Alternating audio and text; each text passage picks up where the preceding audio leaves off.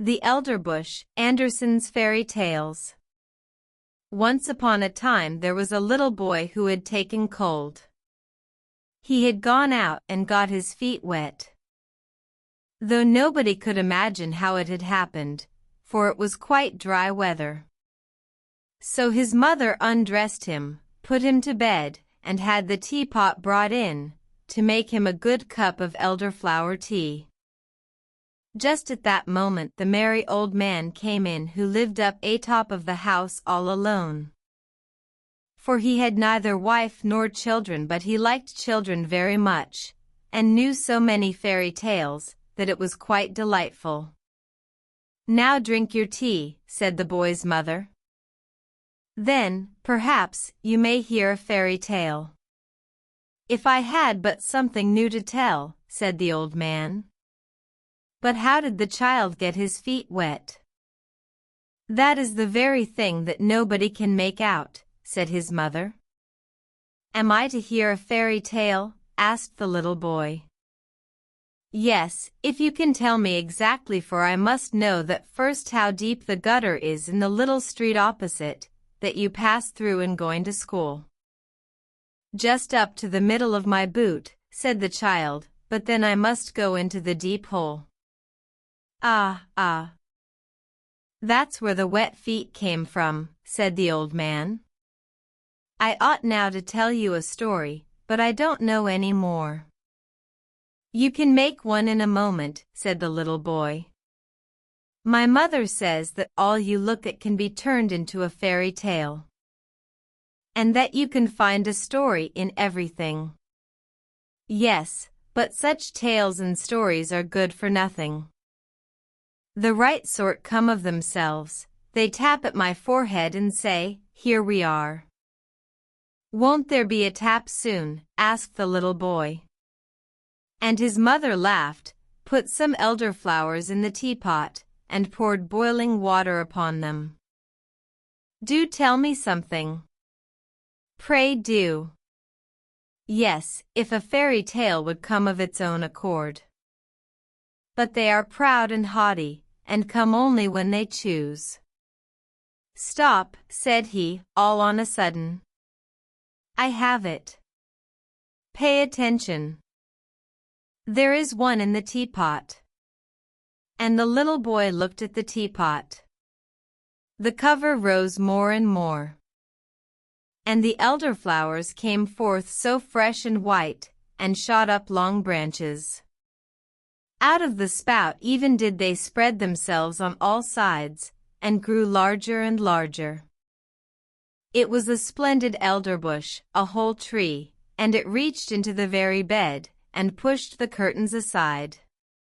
How it bloomed! And what an odor! In the middle of the bush sat a friendly-looking old woman in a most strange dress. It was quite green, like the leaves of the elder, and was trimmed with large white elderflowers, so that at first one could not tell whether it was a stuff, or a natural green and real flowers. "What's that woman's name?" asked the little boy. "The Greeks and Romans," said the old man, "called her a dryad. But that we do not understand. The people who live in the new booths, have a much better name for her. They call her Old Granny, and she it is to whom you are to pay attention. Now listen, and look at the beautiful elderbush. A row of buildings for seamen in Copenhagen.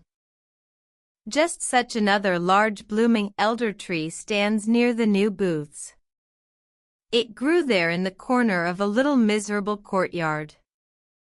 And under it sat, of an afternoon, in the most splendid sunshine, two old people, an old seaman, and his old wife.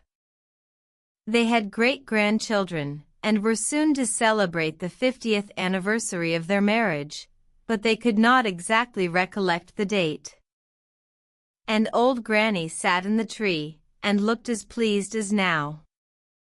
"I know the date," said she, but those below did not hear her, for they were talking about old times. "Yes, "Can't you remember when we were very little?" said the old seaman, and ran and played about. "It was the very same courtyard where we now are, and we stuck slips in the ground, and made a garden." "I remember it well," said the old woman. "I remember it quite well. We watered the slips, and one of them was an elderbush. It took root, put forth green shoots, and grew up to be the large tree under which we old folks are now sitting." "To be sure," said he. "And there in the corner stood a water pail, where I used to swim my boats." "True. But first we went to school to learn somewhat," said she, "and then we were confirmed." We both cried. But in the afternoon we went up the round tower, and looked down on Copenhagen, and far, far away over the water. Then we went to Fredericksburg, where the king and the queen were sailing about in their splendid barges. But I had a different sort of sailing to that, later, and that, too, for many a year, a long way off, on great voyages. "Yes, many a time have I wept for your sake," said she. "I thought you were dead and gone, and lying down in the deep waters. Many a night have I got up to see if the wind had not changed, and changed it had, sure enough, but you never came. I remember so well one day, when the rain was pouring down in torrents, the scavengers were before the house where I was in service, and I had come up with the dust, and remained standing at the door. It was dreadful weather when, just as I was there, the postman came and gave me a letter. It was from you. What a tour that letter had made! I opened it instantly and read. I laughed and wept. I was so happy. In it I read that you were in warm lands where the coffee tree grows. What a blessed land that must be! You related so much, and I saw it all the while the rain was pouring down, and I standing there with the dust box. At the same moment came someone who embraced me. Yes. But you gave him a good box on his ear that made it tingle. But I did not know it was you.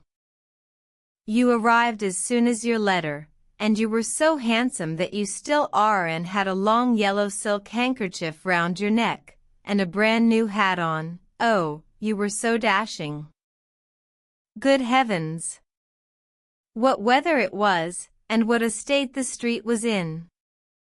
And then we married, said he. Don't you remember? And then we had our first little boy, and then Mary, and Nicholas, and Peter, and Christian.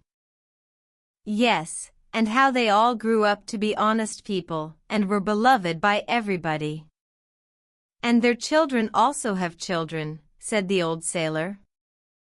Yes, those are our grandchildren, full of strength and vigor. It was, methinks, about this season that we had our wedding. Yes, this very day is the 50th anniversary of the marriage, said old Granny, sticking her head between the two old people, who thought it was their neighbor who nodded to them. They looked at each other and held one another by the hand. Soon after came their children, and their grandchildren. For they knew well enough that it was the day of the 50th anniversary, and had come with their gratulations that very morning. But the old people had forgotten it, although they were able to remember all that had happened many years ago. And the elderbush sent forth a strong odor in the sun, that was just about to set, and shone right in the old people's faces. They both looked so rosy-cheeked.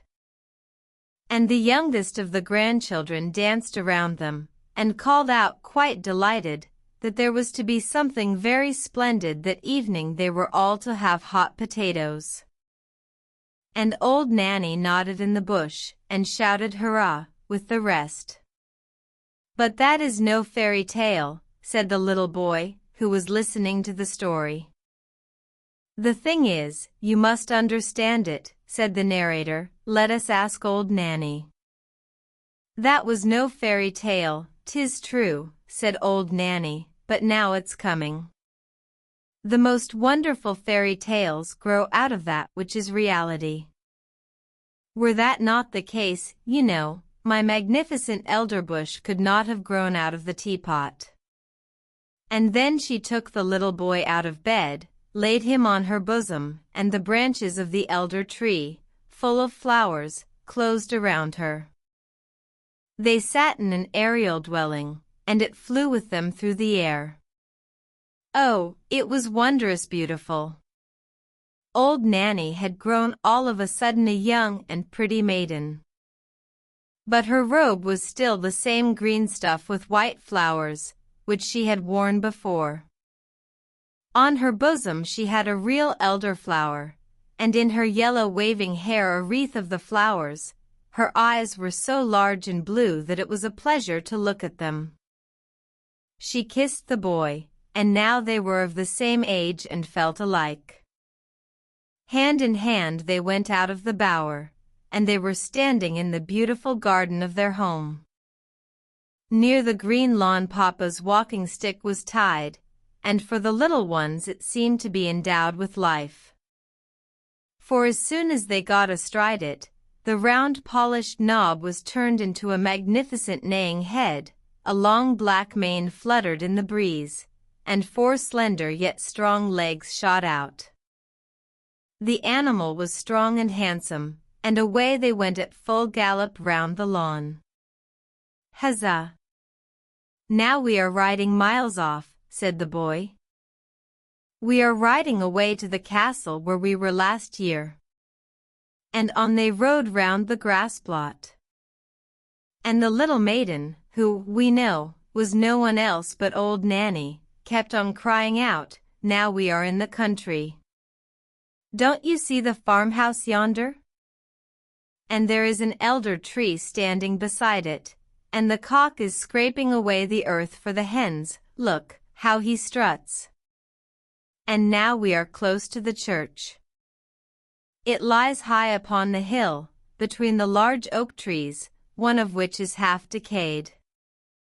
And now we are by the smithy, where the fire is blazing, and where the half-naked men are banging with their hammers till the sparks fly about. Away! Away! To the beautiful country seat. And all that the little maiden, who sat behind on the stick, spoke of, flew by in reality. The boy saw it all, and yet they were only going round the grass plot. Then they played in a side avenue, and marked out a little garden on the earth. And they took elder blossoms from their hair, planted them, and they grew just like those the old people planted when they were children, as related before. They went hand in hand, as the old people had done when they were children, but not to the Round Tower, or to Friedrichsburg. No, the little damsel wound her arms round the boy, and then they flew far away through all Denmark. And spring came, and summer, and then it was autumn, and then winter. And 1,000 pictures were reflected in the eye and in the heart of the boy. And the little girl always sang to him, this you will never forget. And during their whole flight the elder tree smelt so sweet and odorous.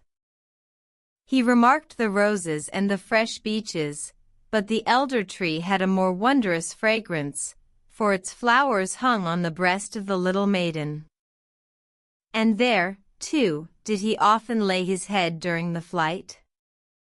It is lovely here in spring, said the young maiden. And they stood in a beechwood that had just put on its first green, where the woodroof, at their feet sent forth its fragrance, and the pale red anemone looked so pretty among the verdure. Oh, would it were always spring in the sweetly smelling Danish beech forests. Asperula odorata. It is lovely here in summer, said she. And she flew past old castles of bygone days of chivalry, where the red walls and the embattled gables were mirrored in the canal, where the swans were swimming, and peered up into the old cool avenues. In the fields the corn was waving like the sea, in the ditches red and yellow flowers were growing, while wild drone flowers and blooming convolvuluses were creeping in the hedges, and towards evening the moon rose round and large, and the haycocks in the meadows smelt so sweetly. This one never forgets. It is lovely here in autumn, said the little maiden.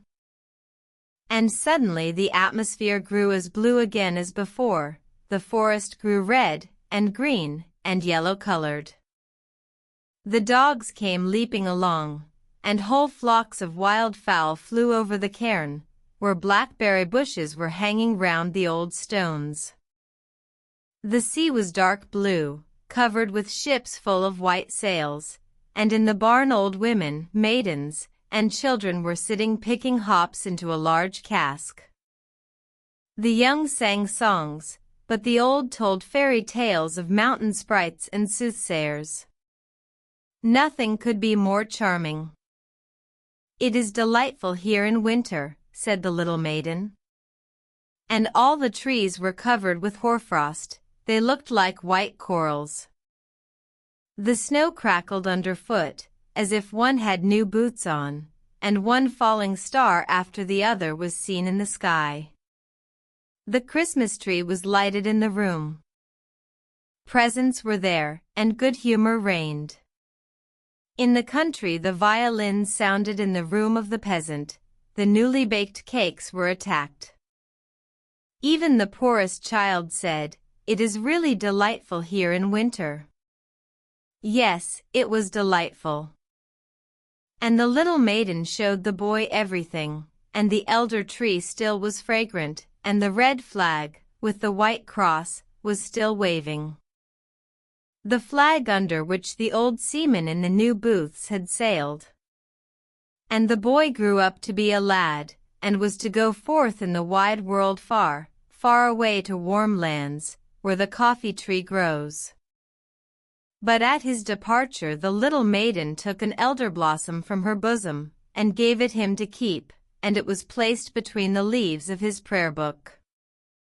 And when in foreign lands he opened the book, it was always at the place where the keepsake flower lay, and the more he looked at it, the fresher it became. He felt, as it were, the fragrance of the Danish groves. And from among the leaves of the flowers he could distinctly see the little maiden, peeping forth with her bright blue eyes, and then she whispered, "It is delightful here in spring, summer, autumn, and winter." And 100 visions glided before his mind. Thus passed many years, and he was now an old man, and sat with his old wife under the blooming tree. They held each other by the hand, as the old grandfather and grandmother yonder in the new booths did, and they talked exactly like them of old times, and of the 50th anniversary of their wedding. The little maiden, with the blue eyes, and with elder blossoms in her hair, sat in the tree, nodded to both of them, and said, "Today is the 50th anniversary." And then she took 2 flowers out of her hair, and kissed them. First, they shone like silver, then like gold, and when they laid them on the heads of the old people, each flower became a golden crown. So there they both sat, like a king and a queen, under the fragrant tree, that looked exactly like an elder. The old man told his wife the story of old Nanny, as it had been told him when a boy. And it seemed to both of them it contained much that resembled their own history, and those parts that were like it pleased them best. "Thus it is," said the little maiden in the tree, "some call me old Nanny, others a dryad, but, in reality, my name is Remembrance. 'Tis I who sit in the tree that grows and grows. I can remember, I can tell things. Let me see if you have my flower still." And the old man opened his prayer book. There lay the elder blossom, as fresh as if it had been placed there but a short time before. And Remembrance nodded, and the old people, decked with crowns of gold, sat in the flush of the evening sun. They closed their eyes, Ann. Yes, that's the end of the story. The little boy lay in his bed. He did not know if he had dreamed or not, or if he had been listening while someone told him the story. The teapot was standing on the table, but no elder tree was growing out of it. And the old man, who had been talking, was just on the point of going out at the door, and he did go. "How splendid that was," said the little boy. "Mother, I have been to warm countries." "So I should think," said his mother. "When one has drunk 2 good cupfuls of elderflower tea, 'tis likely enough one goes into warm climates," and she tucked him up nicely, lest he should take cold.